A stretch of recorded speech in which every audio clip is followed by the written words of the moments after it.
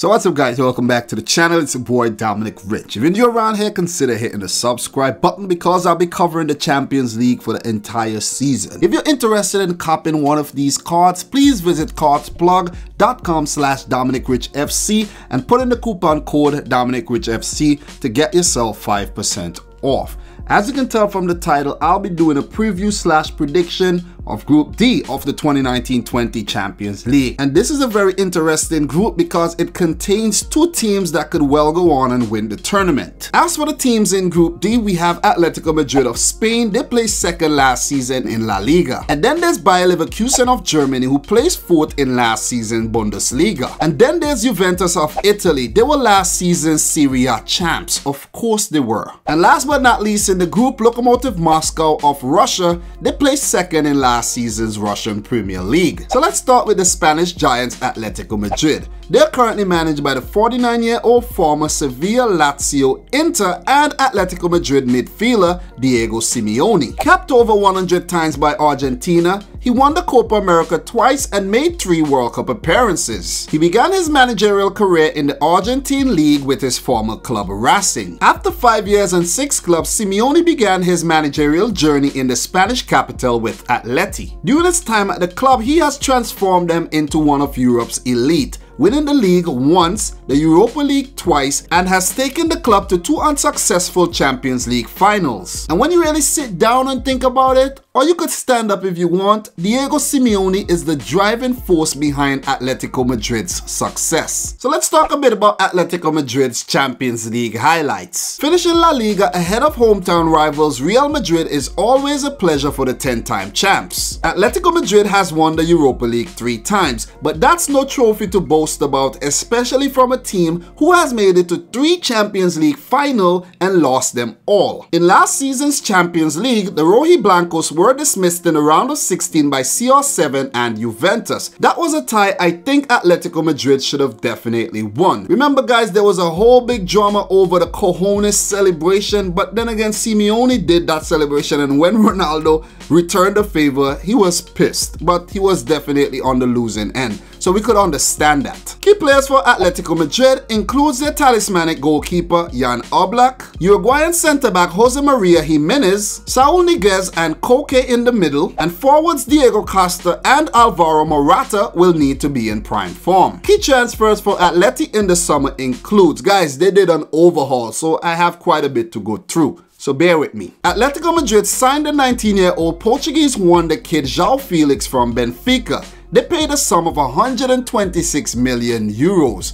And this kid needs no further introduction. They also brought in the defensive midfielder Marcos Llorente from hometown rivals Real Madrid. They paid a sum of 30 million euros. They also acquired centre-back Mario Hermoso from Espanyol for 25 million euros. Kieran Trippier, the right-back from Spurs. Felipe, the centre-back from Porto. The Brazilian Renan Lodi from Club Atlético Paranense in Brazil. And Hector Herrera on a free from Porto. Atleti may have had one of their best transfer windows ever. They spent a total of 244 million euros. They spent, but they also made on these outgoing players. Antoine Griezmann to Barcelona for 120 million euros. Well, you see, he was replaced by João Felix. Lucas Hernandez to Bayern Munich for 80 million. Rodri to Man City for 70 million. We're talking millions here, guys. Millions. Gelson Martins to Monaco for 30 million. We also saw the departures of Juan Fran and Felipe Luis, who both went to Brazilian clubs on a free. And their former captain and centre-back Diego Godin went to Inter on a free.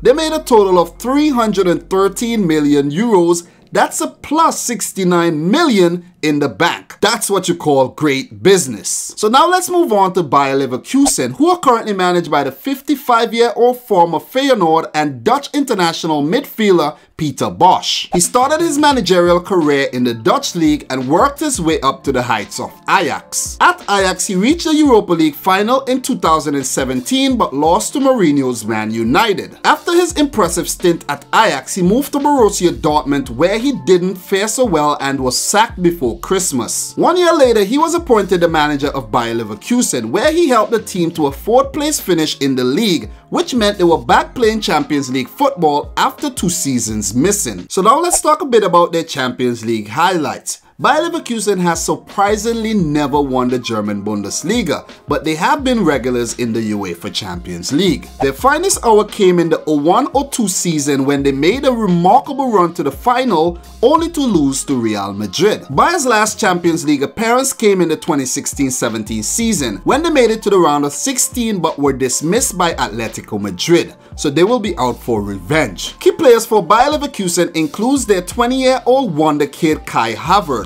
He was their top goal scorer last season, and he is definitely one to keep an eye on. There's also forwards Karim Bellarabi, Kevin Volland, and Leon Bailey. The Bender twins and Jonathan Tah will be key if Bayer Leverkusen are to keep the other teams subdued. Key transfers for Bayer Leverkusen includes the defensive midfielder Karim Demirbay from Hoffenheim for 32 million euros. 19-year-old left winger Moussa Diaby from PSG. Midfielder Nadim Amiri from Hoffenheim and left back Daley St. Graven from Ajax. They spent a total of 61 million euros. Is that money well spent? To be honest, I don't know. As for players leaving the club, Julian Brandt left for Dortmund for 25 million euros, and I think that's rather cheap. Isaac Kiese Tillin, the Swedish forward, on loan to Anderlecht, and Tin Jedvaj, the Croatian defender, on loan at Augsburg. They made a total of 33 million euros. With all that money spent, could Bayer Leverkusen pick up results against Juventus and Atleti? Well, we shall see. So now let's move on to Juventus, who are currently managed by the 60-year-old Italian Maurizio Sarri. Sarri never played professional football but worked his way up from managing smaller clubs in lower leagues all the way to the top. Sarri was responsible for taking Empoli to the Serie A and keeping them up, which earned him his post at Napoli. While at Napoli, he did challenge for the title but failed to topple the mighty Juventus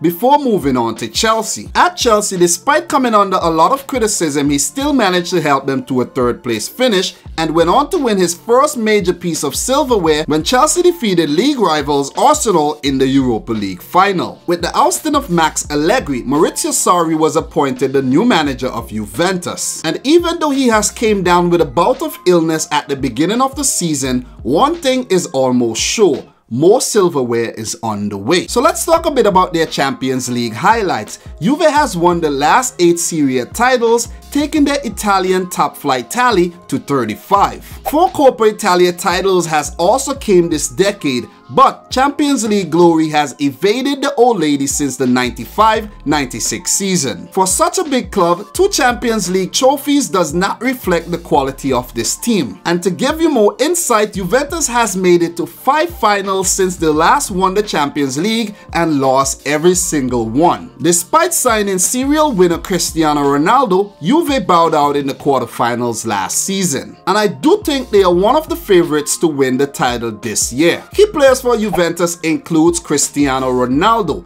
The man needs no elaboration, no introduction, so let's just move on. There's also veteran defender Giorgio Chiellini. He will be out for 6 months injured, but he will still be on the bench to offer his expertise. And if Juventus makes a very deep run in the tournament, he will surely be back to help them win the damn thing. With Chiellini out injured, this makes Leonardo Bonucci's role even more important. There's also Gonzalo Higuain, Paulo Dybala, Federico Bernardeschi, Juan Cuadrado, Douglas Costa, the goalkeeper Szczesny. Man, Juventus is just simply stacked up. Key transfers during the summer includes Matthijs de Ligt from Ajax for 85 million euros. He is currently one of the best young defenders in the world for club and country. They also brought in Danilo from Manchester City in a swap deal for João Cancelo. There's also the highly rated Turkish international centre-back Merih Demiral, who came from Sassuolo. Aaron Ramsey, Adrian Rabiot, and the legendary goalkeeper Gigi Buffon came on a free. And it's surely now or never for Gigi Buffon,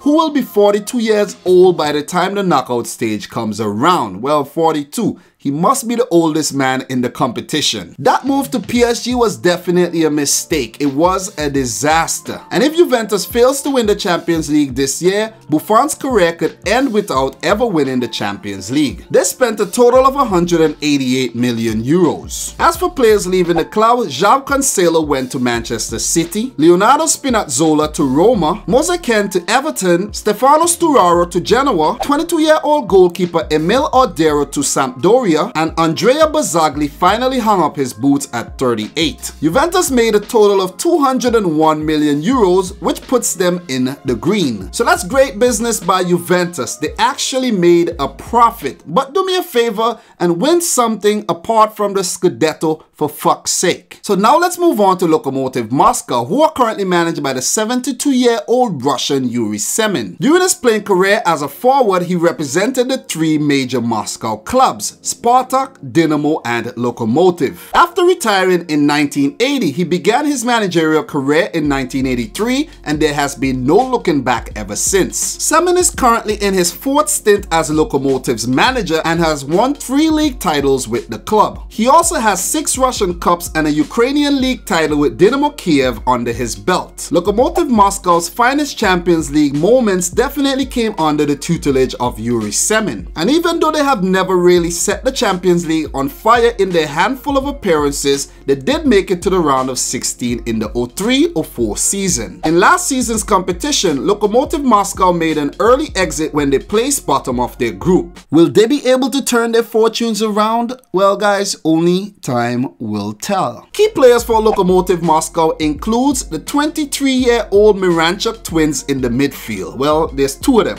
and these guys are talented. There's Gregors Krychowiak in the midfield, Fyodor Smolov and Jefferson Farfan going forward, with veteran defenders Benedikt Howides and Vedran Charluka in defense. Key transfers for Lokomotiv Moscow includes making Krychowiak's loan deal permanent, acquiring centre-back Murillo Sequeira from Cruzeiro, and João Mario on loan from Inter. They spent a total of 20 million euros. Outgoing players includes Manuel Fernandez on a free to Krasnodar, and Russian legend Igor Denisov finally retired. According to Transfermarkt, they failed to make any money during the summer transfer window. Not a very business-savvy team, I see. But will that affect their chances during the group phase? I'll let you know that in my predictions coming up. Well, guys, let's talk about the predictions here. Let's talk about the predictions. First, second, third, and fourth. We have 2 big clubs, a kind of mid-range club and a Russian club, which, you know, there's always mystery when it comes to these Russian clubs. They can pop up and pull off wins anytime. You never know. So, Lokomotiv Moscow, Bayer Leverkusen, Juventus, and Atletico Madrid. So what's my prediction for Group D? I'll start with 4th place, where this team will no longer take part in European competitions. I'm going to go for Lokomotiv Moscow. I don't think they did great business during the summer transfer window. The players that they have already won't be too effective coming up against the likes of Juventus and Atletico Madrid. And Bayer Leverkusen may even prove to be a bit too much for them on the road. Let's say on the road. I think they will be able to pick up 1 or 2 wins at home, but that's the most. I'm not giving them more than 6 points in this group. So Lokomotiv Moscow out. Coming in 3rd to go into the Europa League. Guys, this one is pretty easy, but you never know. You never ever know in the Champions League. We could see upsets in this group, but I'm going to go for Bayer Leverkusen. I'm going to keep it boring here and go for Bayer Leverkusen. Where it's going to get interesting will be for the first 2 spots. But Bayer Leverkusen, man, 4th in last season Bundesliga. They have some decent players, but I don't think they have enough to trouble Atletico Madrid and Juventus. These teams are way too powerful. But I will love to see a win from Bayer Leverkusen against these teams though. I will. It will make for a great review. So the German team coming in 3rd. Then for the team coming in 2nd, guys, I'm going to go for Atletico Madrid. And the reason why I'm going to go for Atletico Madrid to come in 2nd, they're currently going through a transitional period. They revamped their defense with Godin leaving, Juanfran leaving, Felipe Luis, Rodri in the middle, Griezmann up top. I think that's way too much, and they will have to take some time before they could get back to their very best. I could be wrong. I could be wrong because with João Felix there, Morata coming back to the club, and a lot more talented players in the team. You know, Thomas Partey, Thomas Lemar in the defense, Jose Maria Jimenez, Stefan Savic, Jan Oblak in goal, Simeone, very, very good manager. He would have some unfinished business against Juventus, so that could bring out the best in the team. But I think Juventus are going to prove to be way too much for every single team in this group. Definitely. That would be the deciding factor here. The Atleti Juventus fixtures. I think that's going to make the difference. It's not going to be a big gap between second and first, but I'm going to go for Juventus to top this group. Maurizio Sarri in his first ever Champions League season with his new club, I think Juventus are going to top this group. With Ronaldo, Emre Can, Mario Mandzukic. Oh, I got you. You thought I didn't know that Emre Can and Mandzukic wasn't in the Champions League squad, huh? Gotcha. But the squad is definitely stacked up, man. It's stacked up. But they will be missing the services of Chiellini. Definitely. Dybala has to come good. Higuain has to come good. We know Ronaldo will come good, but I'm looking forward to see the likes of Bernardeschi though. Bernardeschi, very, very exciting player. And of course, man, Matthijs de Ligt with his new club. Alongside Bonucci, these two could form a very formidable defensive partnership. So Juventus is my first place team in the group. So let me do a quick recap.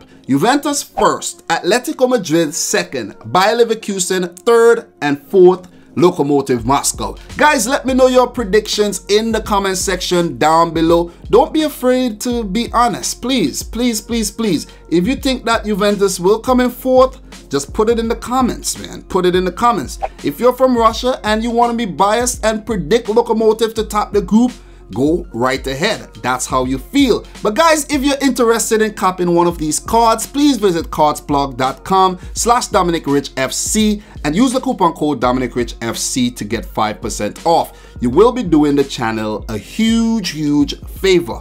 Also, if you're new around here, consider hitting the subscribe button, smash the thumbs up button, and until next time, peace out. Rich Squad.